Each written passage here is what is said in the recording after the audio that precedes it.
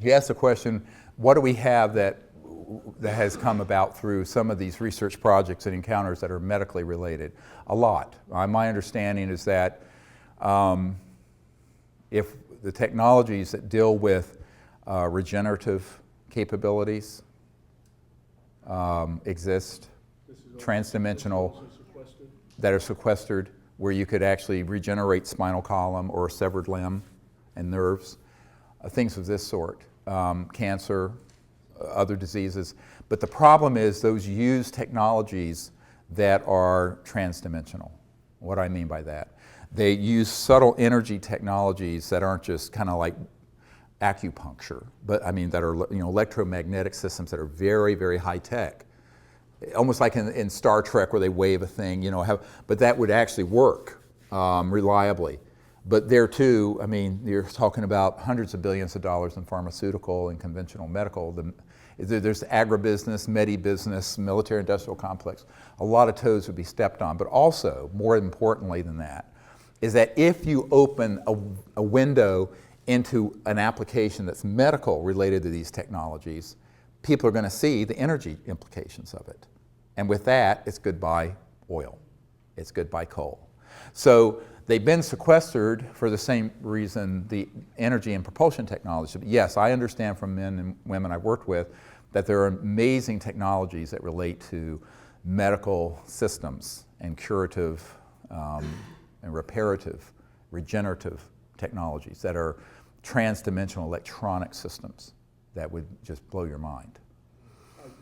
Yeah, and so unfortunately, in a sense, our medical system is sort of Stone Age from that point of view. But there is medical information that can help.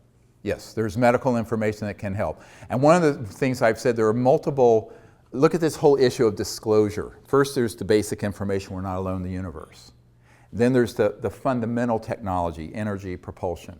And then there are all the ancillary or associated technologies, medical, environmental abatement. Ken Shoulders, who was a scientist, discovered charged clusters that would, under right conditions, neutralize radioactive material. So you could take all the radioactive waste in the world and neutralize it.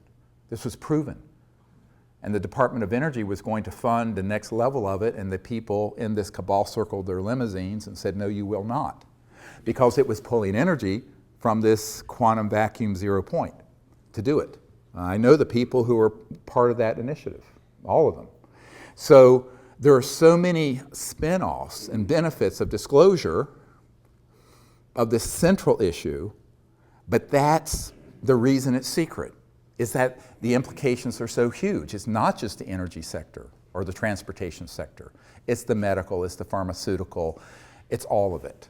But, would 99.999% of humanity benefit if it was used peacefully? Now, there's a big caveat. If it was used peacefully, yes. The bigger question becomes, as a colonel who was in charge of future technologies for the Air Force, and I discussed here in DC not long ago, what if they're weaponized? I said, well, they already have been, haven't they? But they're covertly weaponized. But what if they proliferate and are weaponized? So this gets into sort of the larger question, evolutionary question of, are we willing to go forward as a peaceful civilization or not? Because we are at a crossroads where if we don't go forward peacefully, we won't go forward at all. And it's not world peace, it's universal peace. It's interplanetary. So one path leads to, it's like the Hopi line or the Hopi prophecy rock. One line leads to termination and the other one leads forever out into the future, into the stars. We are the last generation to make that decision.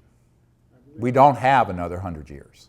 So that's why this is so critical. It's why I left my medical career to work on this, because I came to realize, once I realized what was behind the secrecy, why it's so secret, that it really doesn't matter. I mean, yes, I can save one life at a time in the ER, or maybe 3 or 4 when I'm really busy, but I used to have to run multiple code blues. Code blues when your heart stops. But now we have the responsibility of the Earth and all of her children for the next thousands of years in the balance, hanging in the balance. So humans have been trying to make this transition for a very, very long time, and it keeps getting thwarted by, let's say, call special interests, people who are hell-bent on maintaining the status quo of the financial system, the political system, whatever it is. But there has to be let's say, a nonviolent revolution that has to take place. I'm not a violent person, but I don't think you let these the sociopaths who have another agenda to continue to call the shots as they have for the last 100 years. We have to have the good people step forward. Most people, though, who are nice are too nice. And one thing that I found very early on in 1992 when the head of Army intelligence threatened me, I said, basically, screw you and the horse you rode in on. You get in my way, you'll be in Leavenworth Federal Penitentiary for the rest of your life because I've got witnesses and documents that involve you in covert illegal projects back when you were a young officer. And he went, oh. I said, you want to get on the dance floor? Come on. Yeah, I've got a lot of stuff that, but that's, so that's ugly. Perhaps, but you're not going to threaten me and get away with it. But I think that most people, here's one of the problems, is that people are either too nice or they don't have the courage. Like so many of the technologies that I know are held by people who are out there that we've met with, who could bring out these technologies, the first time someone comes up to them and goes, boo, they put their tail between their legs and they run. They're not willing to take the risk. Now, you have to be willing to take the risk, including losing your life, or you can't go anywhere with something like this. Or if they know they can put you on the run with the least little threat of defaming you or threatening you or what have you, they know they've got you, because that's what's going to happen. So the currency the only currency that matters, you have to know about this, you have to have the vision of what to do, there has to be a certain fund of knowledge and intellect, is why I'm sharing. But when push comes to shove, how much heart, courage do you have? And that's true of these medical technologies, it's true of the basic energy technologies, and it's true of the state of the world. So we have to find our hearts, we have to find our ability to come together so that the good people of the earth prevail over these sociopathic folks who have a eschatological agenda, who love, sort of endless war and have the sort of the crescendo happen with some sort of bizarre, Armageddon type thing.